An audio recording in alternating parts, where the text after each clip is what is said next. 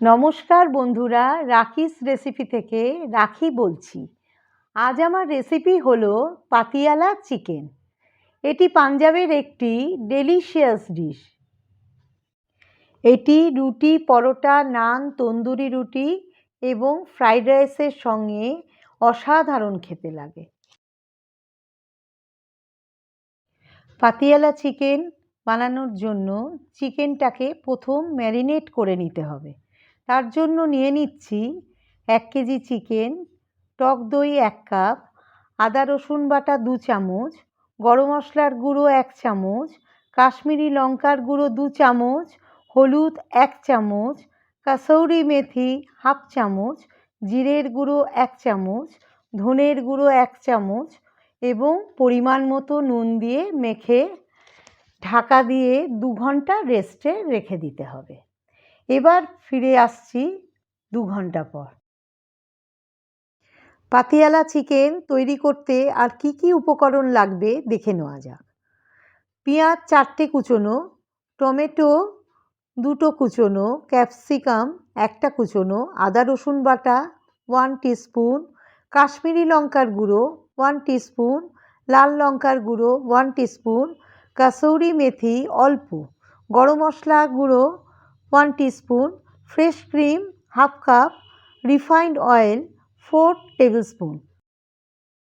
এছাড়া লাগছে কিছুটা কাজু বাদাম ও আমন্ড। সেটাকে আমি জল দিয়ে গ্রাইন্ডারে পেস্ট করে নেব। পেস্ট করার পর কনসিস্টেন্সিটা কীরম হলো দেখিয়ে দিচ্ছি। এরপর ফোড়নে লাগছে তেজপাতা 2টি, শুকনো লঙ্কা 2টি, দারচিনি 1টি, লবঙ্গ 4টি, ছোটো এলাচ 4টি, বড় এলাচ 2টি। 2 ঘন্টা পর ফিরে এসে কড়াইটা ওভেনে বসিয়ে দিলাম। কড়াইটা গরম হয়ে যাওয়ার পর তেলটা দিয়ে দিচ্ছি।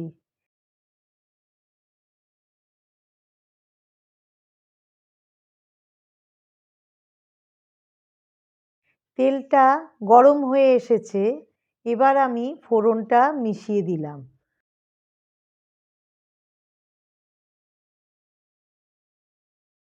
ফোড়নটা ভাজা হয়ে গেছে, সুন্দর গন্ধ বেরোচ্ছে। এই সময় পেঁয়াজটা অ্যাড করে দিচ্ছি।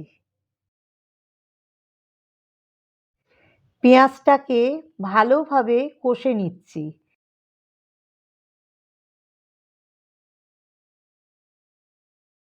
পেঁয়াজ কষে নেওয়ার পর এর মধ্যে আদা রসুনের পেস্টটা দিয়ে কাঁচা গন্ধটা যাওয়া অবধি কষতে থাকছি।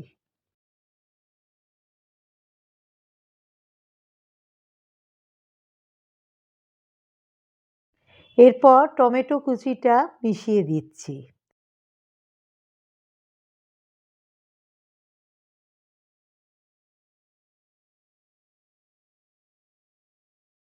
এক চামচ চিনি মিশিয়ে দিলাম।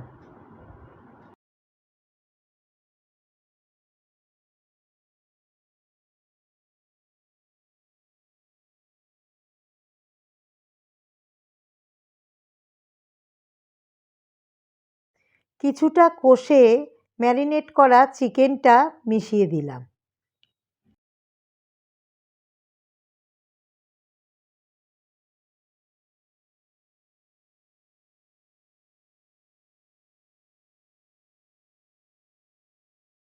কিছুক্ষণ নাড়িয়ে ঢাকনা দিয়ে ফ্লেমটাকে লো করে 5 মিনিট রান্না হতে দেব।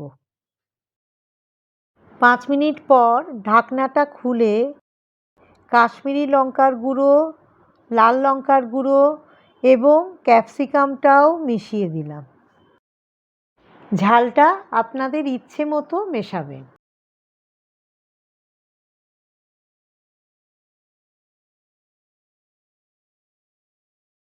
অল্প আরও একটু স্বাদ মতো নুন মেশাচ্ছি।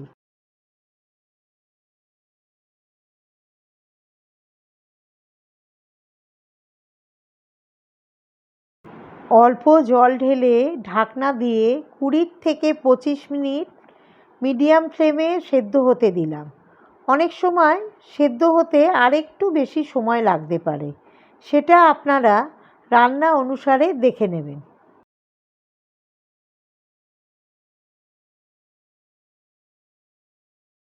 এরপর ফ্রেশ ক্রিম, গরম মশলার গুঁড়ো এবং কাজু বাদাম বাটা ও আমন্ড বাটাটা মিশিয়ে নাড়তে থাকছি।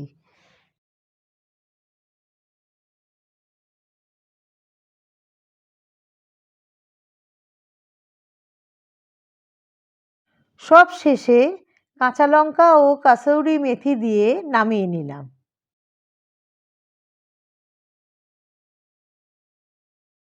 এরপর একটি সার্ভিং বোলে ঢেলে ক্রিম দিয়ে গার্নিশ করে রেডি হয়ে গেল অপূর্ব স্বাদের পাতিয়ালা চিকেন।